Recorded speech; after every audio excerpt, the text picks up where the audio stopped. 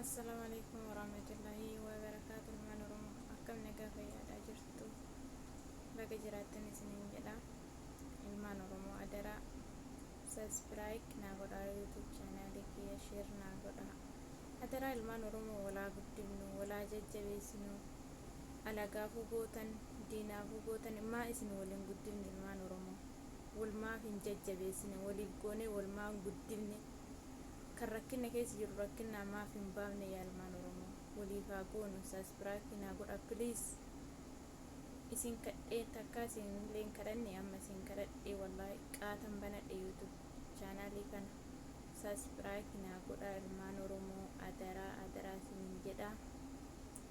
Warroonni akka kootis kadhattan, warri YouTube chaanaalii baay'ee guddaa qabdanis maa adaraa walii godhaa, nu guddisaa.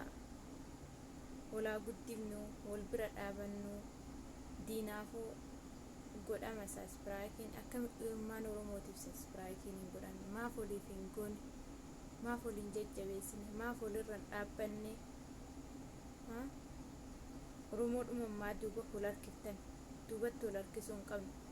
Wal harkisnee wal guddisuu qabna malee duuba harkifachuu hin qabnu. Kan kushiinaa arabaa dhimnu kushiinaa arabaa keessaa baasuu qabna.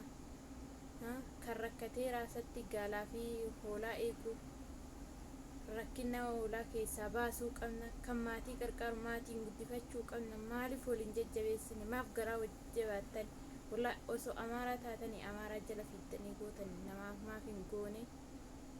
Garuu subscribe naa godhaa, dhiifama wajjin isin kadhadhee dhiifama naa godhaa. Waa hedduu takka irratti hojjechuufanii, barumsa garaagaraa irratti dabarsuufanii subscribe naa godhaa, share naa godhaa isiniin jedha. Qaqqaalii wantiyyaa sanyii wantiyyaa rabbiin bilisummaa nuuf haa fiduu, goota keenya kan nurraa hidhame rabbiin nagaa nuuf haa hiikuu. Inshaallah rabbiin bira nu dhaabbatee nu haa hiisisuu, harka diinaati rabbi nuuf haa baasuu. Du'aa illee hin dagatinaa Oromootiyyaa, wal bira dhaabbadhaa, waliin qoodinaa gandaanii tokko ta'a Oromootiyyaa isiniin jedha. Assalaamu alaikum warahmatullahi wabarakaatuh.